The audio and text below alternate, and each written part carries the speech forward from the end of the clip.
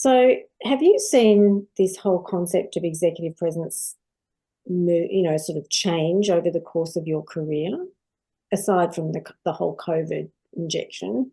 Yeah, I have. I think there's a few things that have really contributed to that.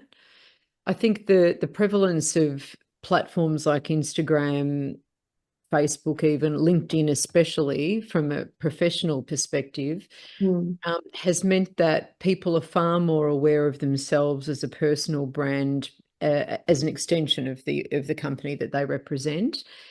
So there's that language that's out there. So I think that that really supports that. And then, that corporate or executive presence component is a big part of that personal brand.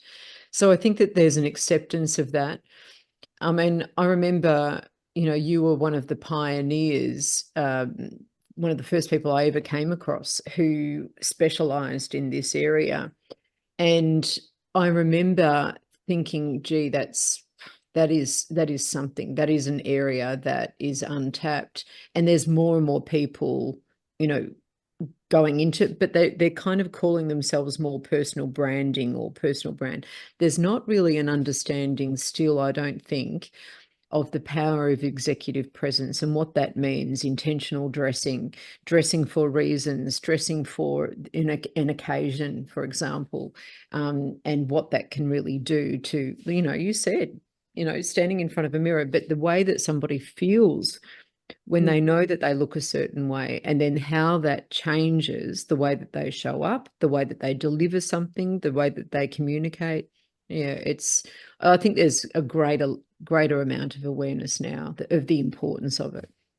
Well, I don't think there's any doubt that, women do, and people in general, there's a lot more in terms of their intellect and intelligence that they can build on out there to get the credibility on paper, so to speak. They can understand their area of expertise really well. Mm. But what I find is that there is, sadly, an ignorance to this whole other area, which, as you said from the start, when you considering first impressions and that first meeting when you go into an office, how important that whole visual element is because of what's going on in someone's mind. That's right. Why it's sort of pushed to one side as being seen as fluffy, Yes. or it's not really important. What's really important is who you are as a person, the levels you've actually got to in terms of you know, your I'm trying to say, certifications, experience, Yep. companies you've worked for, results you've got on the board, etc., Yep. etc. Yeah.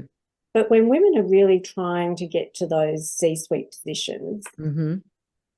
and wanting to cut through, it's just surprises me that they don't pay more attention to it. And I don't know if you see that in your line of work, but you know, I see it all the time, Julie. I see it all the time.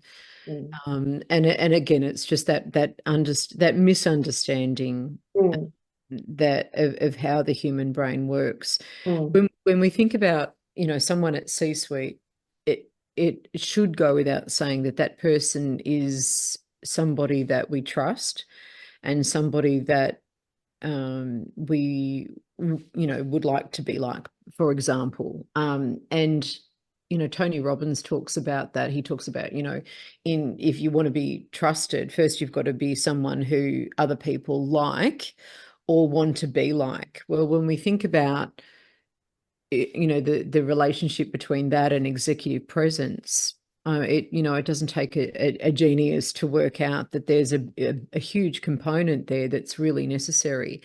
And yet I still see people, in all sorts of outfits. And I think a lot of it too is because they just don't know. They don't know that people like you exist. So, it's great you that know you're. what? I had someone say that to me only just Mm. recently, Yep. and I was quite I was quite astounded. Yeah. Yep. Because I think for a lot of people, they're wearing clothes that they feel comfortable in so that they can work. And that's totally fine. Mm. Agree. But you can also have that beautiful blend of both. You can find a style that suits you, that brings out your best, and that you're also really comfortable in. Mm. And but for a lot of women, especially as we get older, our body shapes change over Oh, time, and then what worked once, doesn't work anymore. And I think we run into trouble when we try to go back to a style that used to work for us when we were maybe in our 30s, 40s, and when I, now that I'm in my 50s, I now need to think about not just my body shape, but the stage of life that I'm at. Is it appropriate? Is it sending the right message? yes, Will I be taken seriously? Does yes. this represent the body of work that I've done? And also, is do I look like somebody that the person I'm meeting with wants to wants to know more about and wants to engage with? Mm. Mm, Look, there's a lot of planning, and I had one of my clients once said, she has had a lot of idiosyncrasies, and she wanted to dress authentically and in a certain way.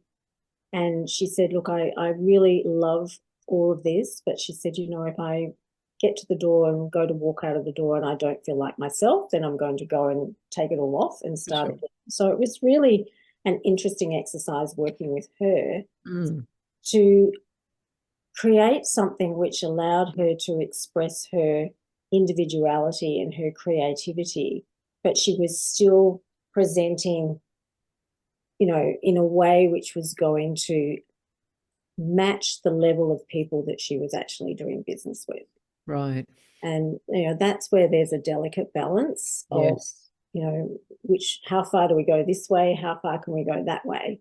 Yeah. And so I guess that's what makes my job interesting, but it is, it is really important. So thank you for sharing all of that. I think there's some really interesting content in all of that. Thanks, So Julie.